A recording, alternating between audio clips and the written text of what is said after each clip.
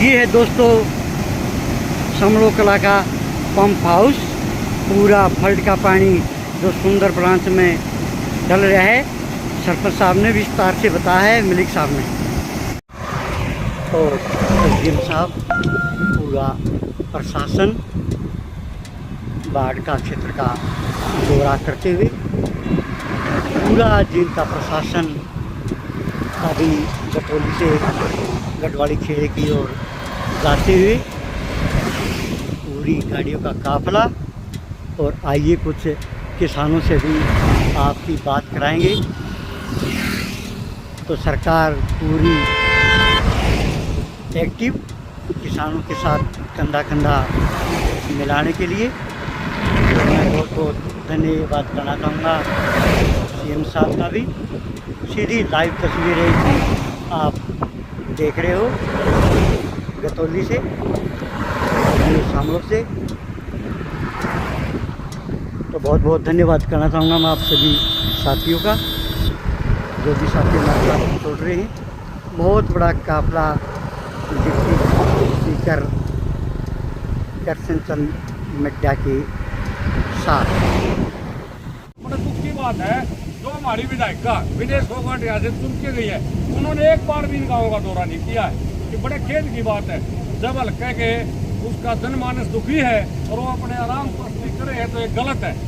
यहाँ पर तो हमने ऐसे ऐसे विधायक देखे जो बीमार होते हुए भी आए हैं और दौरे किए हैं। लेकिन सभी दर्शकों को चौराधूम की तरफ से नमस्कार। मैं हूँ ऋषिपाल और दोस्तों आज हम पहुँचे हैं शामलो पंप हाउस पे और मेरे साथ देख रहे हो सरपंच साहब, मलिक साहब और बहुत से किसान। आपने पता है हरियाणा पंजाब पे पूरा पहाड़ टूट रहा है, जहाँ देखोगे जल ही जल। और किसान तो मैं ये बताऊँ कभी उभरा ही नहीं, कभी सूखे की मार, कभी ओले की मार, कभी बारिश की मार। तो विस्तार से हमारे साथ मलिक साहब ये बताएंगे आपको। आइए आपको मलिक साहब से सीधा रूबरू चाहता हूँ। भाई सारा ने पर राम राम। राम राम भाई, राम राम। तो रातुन के सभी दर्शकों को हाथ जोड़ के राम राम। मलिक साहब किस तरह का प्रोग्राम था भाई? कल महकमा जो वो अपने एसडीओ साहब हैं, वो बता रहे थे कि भिवानी से ऑर्डर आएगी इनको बंद करने के। लेकिन हमने कहा भाई ऑर्डर की कॉपी दे दो। अच्छा, क्या बंद करने की? ये पंप जो सरकार के द्वारा, जो हमारी बीजेपी सरकार है, उन्होंने इन गांवों को बाढ़ मुक्त किया। उन्होंने यहाँ पर पंप हाउस लगा, जो यहाँ 22 ट्रेनें आगे जुड़ती सफीतों से लेकर गुहाना के जो बीच की सारी ट्रेनें हैं, वो यहाँ आके इकट्ठी होती है। और यहाँ पर सरकार ने अपना 5 करोड़ रुपए लगा के ने पानी सुंदर ब्रांच नहर में डालेंगे, पंप सेट लगाया। ये सब डिविजन ऑफिस में लग भी रखा है। वाटर सर्विस अपना जो भी पानी पीछे आवेगा वो उठा के नहर इसमें डाला जाएगा। सरकार की बहुत ही बढ़िया नीति। इसके कारण आज हमारा गांव फंड से और ये 12 गांव आके, अगर 10 गांव पीछे के, ये सारे के सारे गांव अगर ये पंप हाउस बंद हो जाए ना, और तो बच्चे डांगर सभी के सभी बह जाएंगे। हमने कहा एसडीओ साहब से हाथ जोड़े, एसडीओ साहब इनको बंद मत करो। फिर हमने हमारे जो तेजेंद्र भाई हैं बीजेपी जिला अध्यक्ष, उनके पास कॉल की। बोला भाई घबराने की जरूरत नहीं सरपंच साहब, मैं अभी अफसरों से बात करता हूँ। फिर हमने कैप्टन वगैरह की, तो हमारे संसदीय ये विधानसभा क्षेत्र से जो प्रत्याशी थे बीजेपी के, उन्होंने कॉल की, उसकी बार बार कॉल आई। भाई सरपंच साहब घबराने वाली जरूरत नहीं है, हम इनको बंद नहीं होने देंगे। और जो हमने बात करी है हमारे हल्के को डूबन नहीं देंगे। आज भाई जी आप है ना एक बार प्रशासन को लेके आओ। और तो उन्होंने पूर्ण तरीके से हमारी बात सुनी। लेकिन एक बड़े दुख की बात है, जो हमारी विधायिका विदेश फोगाट यहाँ से चुन के गई है, उन्होंने एक बार भी इन गाँव का दौरा नहीं किया है। ये बड़े खेद की बात है। जब हल्के के उसका जनमानस दुखी है और वो अपने आराम पर करे है, तो ये गलत है। यहाँ पर तो हमने ऐसे ऐसे विधायक देखे जो बीमार होते हुए भी आए हैं और दौरे किए हैं। लेकिन मैं तो ये कहूँगा कि हमारे हल्के का दुर्भाग्य है कि हमारा जो विधायक प्रेजेंट में, उन्होंने एक बार भी लोगों के दुख सुख में शरीक होने की, जहमत उठाने की कोशिश नहीं करी। लेकिन हमारे जो बीजेपी के आज ये अपने कृष्ण बीडा साहब है, डिप्टी स्पीकर हरियाणा सरकार, वो भी आए।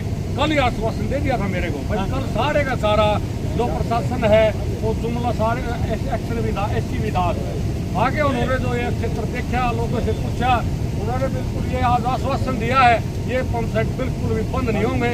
अगर ये बंद हो गए तो हमें उनको देखा खुद हाल था उनके सामने, ये हमें लग रहा है कि सारे गांव डूब जाएंगे।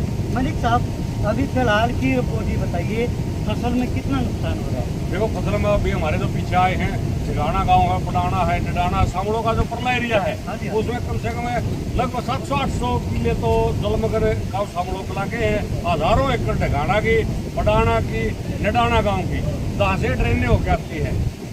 तो जब ये ड्रेन का सिस्टम नहीं था उस टाइम में चाहे 2018 की बरसात का हमें विवरण देखा, 2 आदमी हमारे आंखों में आंसू आ जाते हैं क्योंकि हमारी हो ही आई फसल है, इससे पानी की बर्बादी के कारण तहस नहस हो गई थी। लेकिन जो 2021 में ये ड्रेन पक्कीकरण का हो या सरकार ने जो पंप सेट लगाने का कार्य किया है, आज हमारे गांव में नाम मात्र का नुकसान है क्योंकि हमारे 5000 एकड़ जमीन है गांव सामड़ो कलांग है। तो उसमें से 400-500 एकड़ में नुकसान तो है 50-60 एकड़ का, लेकिन जो जल भराव है ये पीछे का है। अच्छा मलिक साहब, बिजली आ रही है कि नहीं आ रही है? बिजली आती है, देखो ऐसा तो है नहीं है लगातार, तो वो रेस्ट मिलती है 1 घंटा 2 घंटा, घंटे 2 घंटे की कोई बात नहीं। लाइट रेगुलर है, आती है बिल्कुल लाइट आती है। अच्छा तो नड्डा साहब अभी आए थे हरियाणा के, वो किस तरह का आश्वासन देंगे? वो आश्वासन देकर गए कि इन गांवों को डूबने नहीं देंगे, अच्छा डूबने ये हमारा आश्वासन, पूरी मदद करेंगे। बिल्कुल। तो सरपंच साहब ने बहुत बड़ी बात कह दी, हमें सरकार से पूरा आश्वासन मिला है, इन गाँव को डूबने नहीं देंगे और लाइट भी देंगे, किसान की जो मदद होगी वो पूरी करेंगे। बिल्कुल। अच्छा जो किले खत्म हो रही है उनका मुआवजा मिलेगा? मुआवजा बिल्कुल है, सरकार की जो परसों गाँव दे भी दिए हैं वो अपना किसान है जो पोर्टल है उसके ऊपर अपना स्टिकर की रिपोर्ट करवाएं, पटवारी के पास वो रिपोर्ट भेजे, पटवारी आएगा उनकी लेके जाएगा और सरकार ने पूरा आश्वासन दे रखा है। मेरे क्या भाई साहब? हाँ दे रखा है जी, बिल्कुल पूरा विश्वास। हाँ जी साहब जी दे रखा है।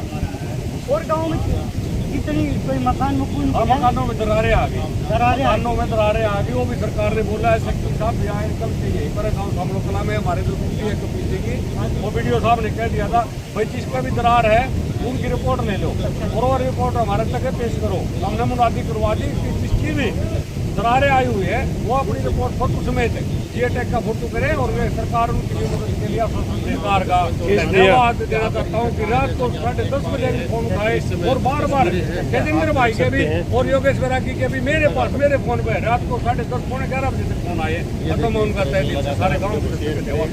ये थे हमारे साथ वीरेंद्र जी और जय हिंद, वंदे मातरम।